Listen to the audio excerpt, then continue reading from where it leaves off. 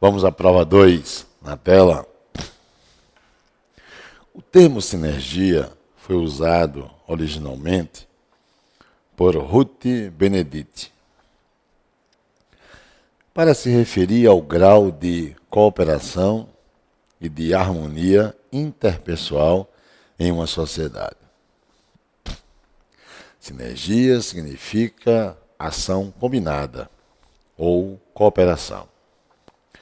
Também se refere à ação cooperativa de elementos que resulta em um efeito global maior do que todos os elementos tomados separadamente.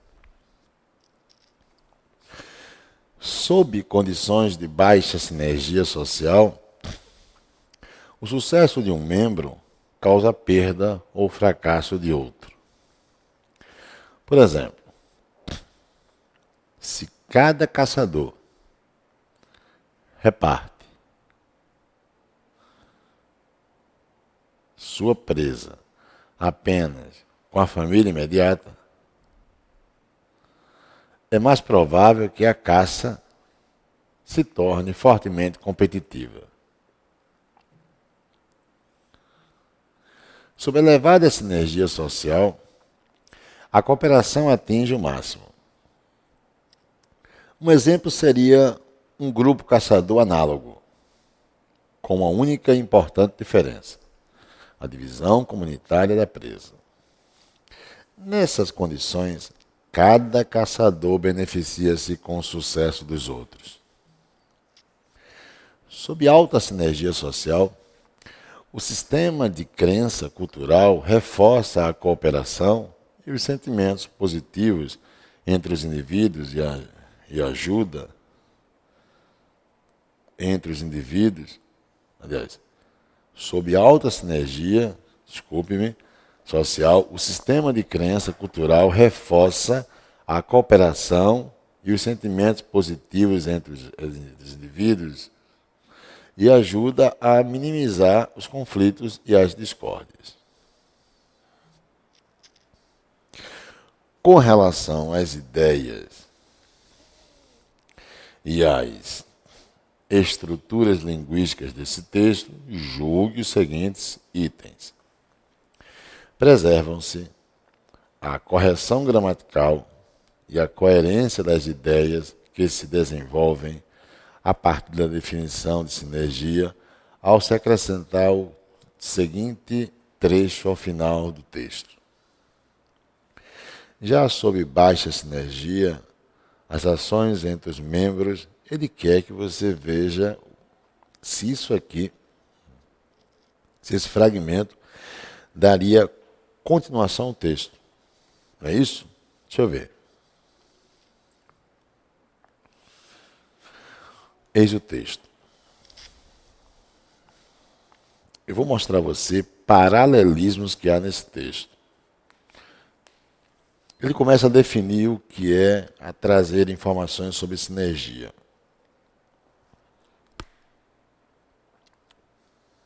É isso que você está lendo aí? Tudo bem. E aqui ele traz o significado. Ainda traz informações importantes sobre sinergia. Pronto. Tudo começa aqui. Como? Sob condições de baixa sinergia social.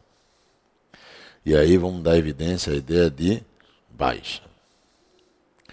E ele começa a contextualizar sob condições de baixa sinergia. Já aqui, ele vai trazer o quê? Sob elevada sinergia social, já não mais baixa, e sim o quê? Elevada. Antes, no texto, sob condições de baixa sinergia.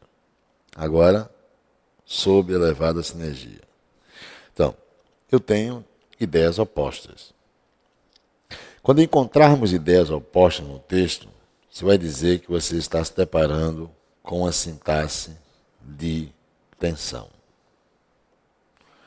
Ok?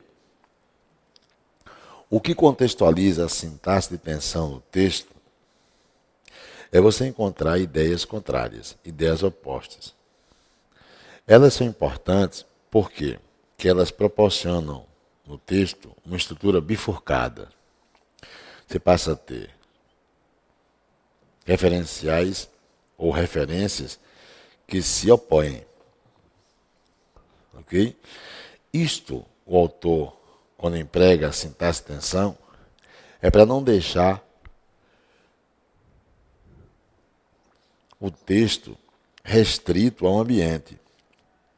E sim, ele começa a trazer o texto sobre um outro ambiente que se opõe ao anterior.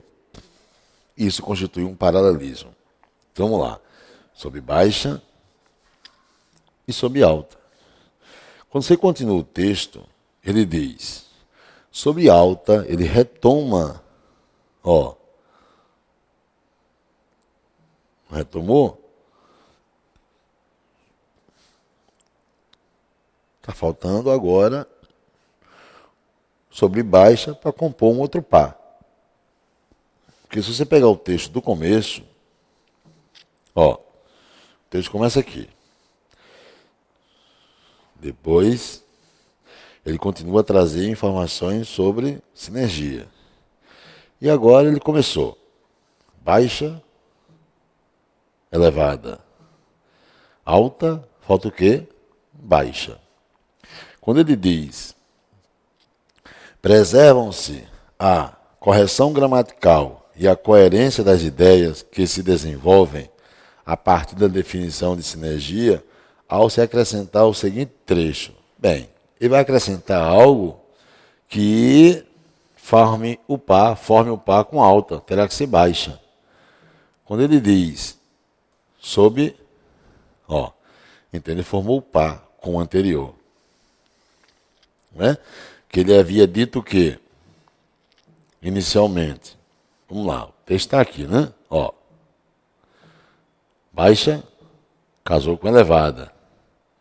Agora, elevada vai casar com baixa. Percebeu?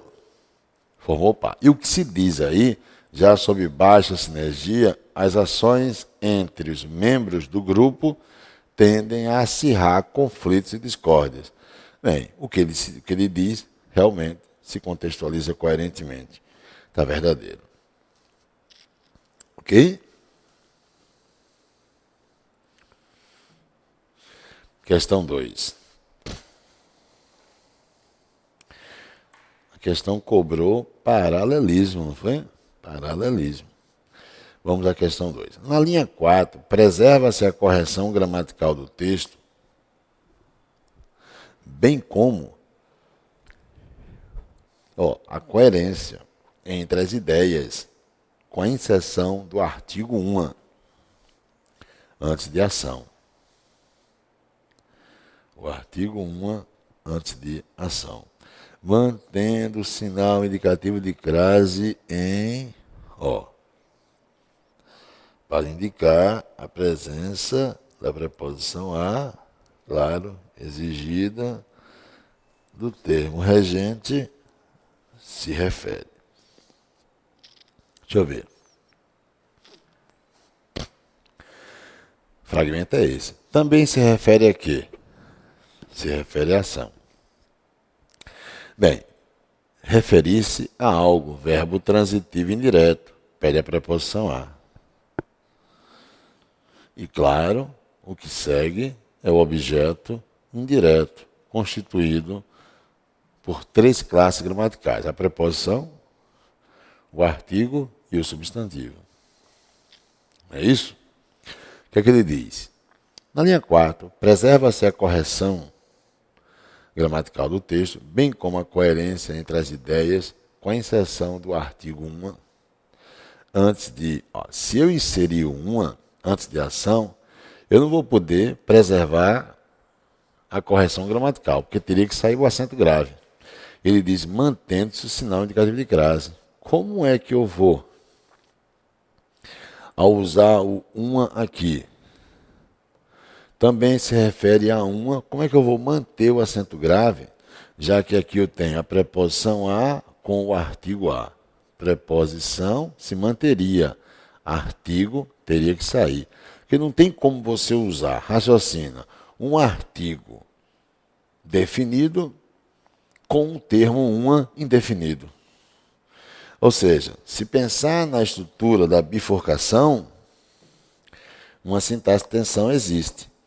De um lado, eu tenho algo definido. Na sua condição oposta, eu tenho algo indefinido. Então, se o termo é a ação, lá no texto, e tem um acento grave, você usou a preposição a mais o artigo a. O artigo. Ao usar o uma aqui, antes de ação, eu teria uma indefinição. O uma indefine. Como é que eu vou ter tanto a definição como a indefinição no mesmo ambiente? Não, eles se opõem. De um lado existe a definição, do outro a indefinição. É você tentar trazer o que? A fusão entre extremos. Entre extremos. Não posso. Não se admite a sindicato de crase dentro do termo indefinido. Falso. Terceira questão. A organização entre os argumentos mostra ser obrigatório o uso da preposição depois de elementos. Sua retirada provocaria erro gramatical e incoerência textual. Vamos ver. Também se refere à ação cooperativa de elementos que resulta em um efeito global maior do que todos os elementos tomados separadamente. Quando ele diz a organização entre os argumentos mostra ser obrigatório o uso da vírgula depois de elementos, depois de elementos, eu tenho um que. Está vendo? Eu tenho um que. O que é esse que? Esse que é pronome relativo. Ou seja, esse que está sendo usado para substituir o termo elementos. Então, toda oração que tiver pronome relativo, o que é que nós estudamos? É uma oração subordinada adjetiva. Se tem a pontuação, ela é uma adjetiva explicativa. E nós sabemos que as orações subordinadas adjetivas são pontuadas. Para serem explicativas, pontuadas com vírgula ou travessão. Poderia ser um travessão. Se eu tirar a pontuação, erro gramatical não haveria. Mas eu sairia da ideia de explicação e entraria na ideia de restrição. Então não tem um caso facultativo de pontuação, porque muda sentido. Quando ele diz, a organização entre os argumentos mostra ser obrigatório o uso da vírgula depois de elementos, sua retirada provocaria erro gramatical? Não provocaria erro gramatical, não. É falso. Ok?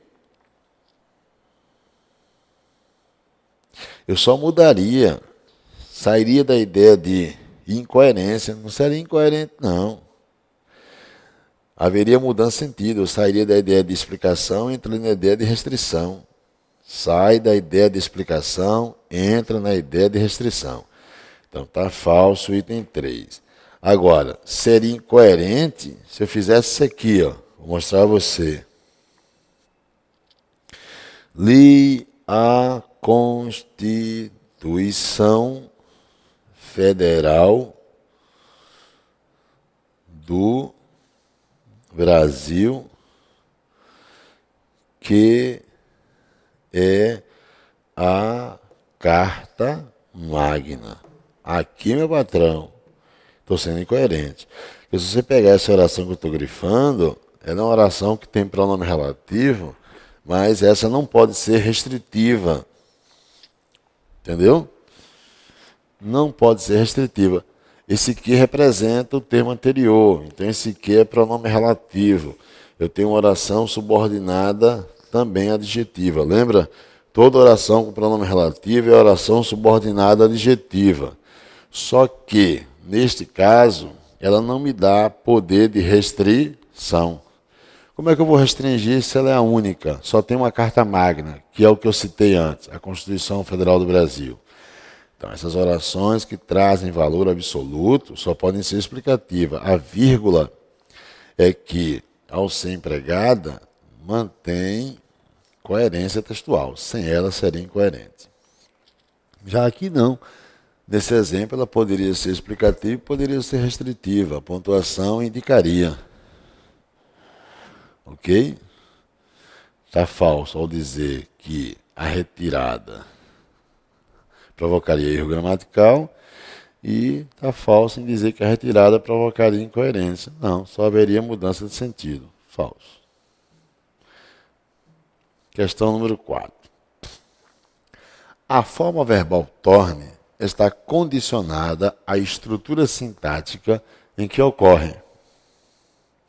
Por isso, sua substituição por torna desrespeitaria as regras gramaticais. Olha, torne, veremos, é modo subjuntivo. E torna é modo indicativo. Observando a diferença entre modo indicativo e modo subjuntivo, você tem a ideia de que o modo indicativo expressa certezas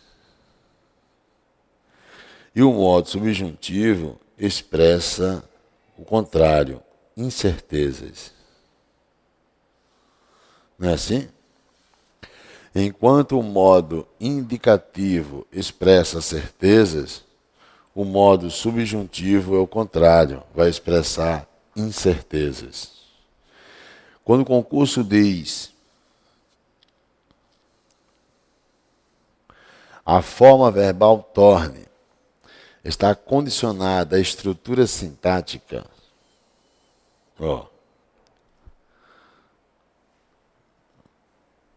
em que ocorre, por isso sua substituição por torna desrespeitaria. Eu diria assim para o candidato. Olha o fragmento. Por exemplo, se cada caçador reparte sua presa apenas com a família imediata, é mais provável que a caça se torne. Eu te digo, provável expressa certeza ou incerteza? Provável não é certeza, provável é uma estimativa. Então, isso está impondo para mim que há uma coerência ao usar torne, que é o modo subjuntivo. Usar o torna com provável empregado seria incoerente. Está vendo? Então, o item 4, verdadeiro. A forma verbal torne está condicionada à estrutura sintática em que ocorre. Por isso, sua substituição por torna desrespeitaria as regras. Desrespeitaria. Verdadeiro. E a condição sintática é mais provável. Provável é predicativo. Esse predicativo, que é a estrutura sintática, está contextualizando a ideia de que lá vai, o verbo de ligação diz que provável é predicativo do sujeito. Então, o que está grifado, que a partir do que, é o sujeito oracional. Então, provável é a leitura que alguém tem, que é o autor do texto, sobre o referente, que é o sujeito. Que a caça se torne fortemente competitiva, ele quer que eu observe a relação coerente entre sujeito e predicativo do sujeito. Como o predicativo se volta para o próprio sujeito, eu tenho que amarrar a coerência entre, sintaticamente, o sujeito e o predicativo, entre os termos essenciais da oração. E, claro, para amarrar coerentemente, é manter a ideia de incerteza que o predicativo proporciona. Questão número 5. O 4 é verdadeiro. No desenvolvimento da textualidade, a expressão nessas condições refere-se, por relações de coesão, às condições de baixa sinergia. Deixa eu ver, cobrou coesão. Ele quer saber se nessas condições se refere a baixa, né? Deixa eu ver. Olha o fragmento. Sob condições de baixa sinergia, o sucesso de um membro causa a perda ou fracasso de outro. Por exemplo, se cada caçador reparte sua presa, isso é exemplo sobre baixa. Por exemplo, se cada caçador reparte sua presa apenas com a família imediata, é mais provável que a caça se torne fortemente competitiva. Sob elevada agora sinergia, e não sob baixa. Quer dizer, ele agora vai trazer sob elevada. Vamos lá. A cooperativa atinge o máximo. Um exemplo, vai citar um exemplo agora de o quê? Vai citar um exemplo de quê? De elevada. Ele citou antes um exemplo de baixa. Agora vem com um exemplo de elevada. Um exemplo seria um grupo caçador análogo com uma única e importante diferença: a divisão comunitária da presa. Nessas condições, o que é que ele estava citando? Elevada. Ok? Então vai ser sobre elevada. O que é que ele disse aqui? No item 5. Que seria de baixa. Está falso. Ok? Tem que olhar os paralelismos no texto. Texto 2. A esfera da ciência pode parecer hostil às metáforas. Afinal de contas, a ciência ocupar-se-ia da busca e da representação do conhecimento. O que, para muitos, só pode ser literal. Olha o que está dizendo. Tem a ciência. Ele diz que pode parecer hostil. Ele não está dizendo que parece hostil. Pode parecer hostil. Aqui, as metáforas. Bem, ele vai ressaltar uma coisa interessante. Enquanto a ciência tem uma linguagem literal, a ciência traz uma linguagem literal. A metáfora traz uma linguagem não literal. Não literal. Ou seja, enquanto denotação está para a ciência, conotação estaria para a metáfora, que é o sentido figurado, não literal. Por isso que ele diz que a esfera da ciência pode parecer hostil às metáforas. Aí vem, afinal de contas, a ciência ocupar-se-ia da busca e da representação do conhecimento, o que para muitos só pode ser o quê? Ao termo, literal. Conhecimento, literal. Um remédio, ele vai justificar a condição literal na linguagem científica. Um remédio ou um tratamento médico são coisas concretas. Então, converge para o que é literal, que podem ser vistas ou ingeridas. Lá vem outro exemplo. Uma ponte é uma construção de verdade, do mundo real, mundo literal. Do mesmo modo, muitos outros avanços científicos são coisas concretas que afetam. Quer dizer, tudo isso aqui é o que você vai chamar de progressão interna, justificando a condição de a linguagem científica ser uma linguagem literal.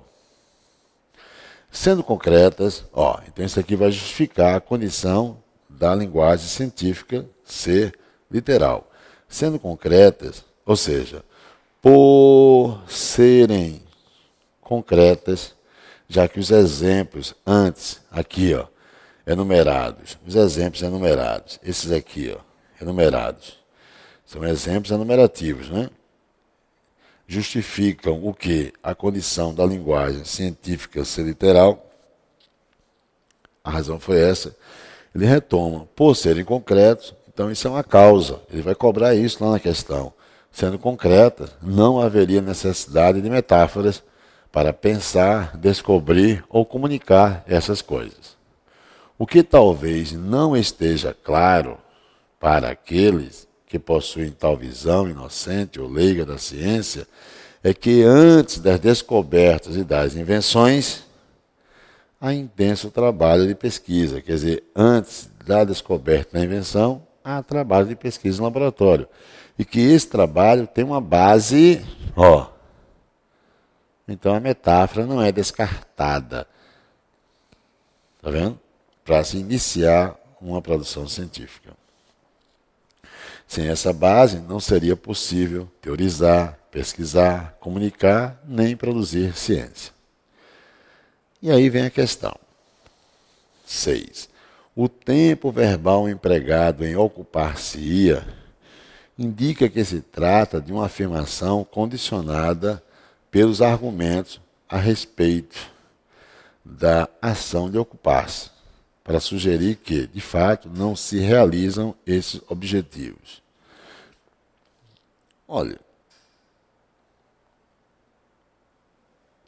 vamos retomar. Aqui, a esfera da ciência pode parecer hostil às metáforas. Afinal de contas, a ciência ocupar-se-ia. Ocupar-se-ia é futuro do presente do indicativo. Espera aí, indicativo não é certeza? Indicativo não é objetividade? Então, como é que ele está dizendo aqui que... Vamos lá. O tempo verbal empregado em ocupar-se-ia indica que se trata de uma afirmação condicionada pelos argumentos a respeito da ação de ocupar-se, para sugerir que, de fato, não se realizam. É o contrário. Realmente realiza. Quer dizer, eu não posso dizer que o futuro do pretérito mostra algo que não se concretiza. Ele se concretiza. Ele é modo indicativo. Então, está falso o número 6. O modo indicativo é o modo da certeza, é o modo da objetividade, é o modo da concretude. O modo subjuntivo é que é o modo de quê? Da incerteza, do espaço interno e não externo. Falso. Item 7. A substituição do sinal de ponto e vírgula depois de ingeridas e de real por vírgulas preservaria as regras de pontuação. Bem, veja o fragmento. Ingeridas, está vendo aí? E real. Ele diz que eu posso substituir a substituição do sinal de ponto e vírgula depois de ingerida e de real por vírgula. Preservaria as regras de... Deixa eu ver. Só pode ser literal. 2 pontos. Um remédio ou um tratamento médico são coisas concretas que podem ser vistas ou ingeridas. É o primeiro item. Qual é o segundo item? Uma ponte é uma construção de verdade do mundo real. E qual é o terceiro item? Do mesmo modo, muitos outros avanços científicos são... Está vendo? Você tem 3 itens. Um que eu não grifei, um azul e um verde. Lembram? Se eu tenho 3 situações justapostas por coordenação, eu tenho uma enumeração. Eu posso usar vírgula para justapor, mas eu posso usar ponto e vírgula também. O impedimento do uso da vírgula está se dentro das estruturas já existir vírgula. Da primeira, deixa eu ver, vou pintar de amarelo. Da primeira estrutura já existe vírgula, deixa eu ver. Olha o que eu estou pintando de amarelo. Tem alguma vírgula aqui dentro? Não. Da segunda, tem alguma vírgula dentro? Tem, após verdade. No terceiro, tem vírgula? Tem, após modo. Poxa, se existe dentro da segunda e dentro da terceira já existe vírgula na estrutura interna, então entre elas vai ter que ter o quê? Uma pausa maior, ponto e vírgula. O que é que ele pede? A substituição do sinal de ponto e vírgula depois de ingerida e de real por vírgula preservaria as regras de pontuação. Falso, não preservaria. Eu precisaria de uma pausa maior. Ponha falso. Ok? Interessante, né? Ele quer que eu perceba que eu preciso, entre os referentes da enumeração, entre os elementos da enumeração, preciso de uma pausa maior, já que na estrutura interna de 2 das partes que constituem o todo, que é a enumeração, já havia vírgula na estrutura interna. Tá? Até daqui a pouco.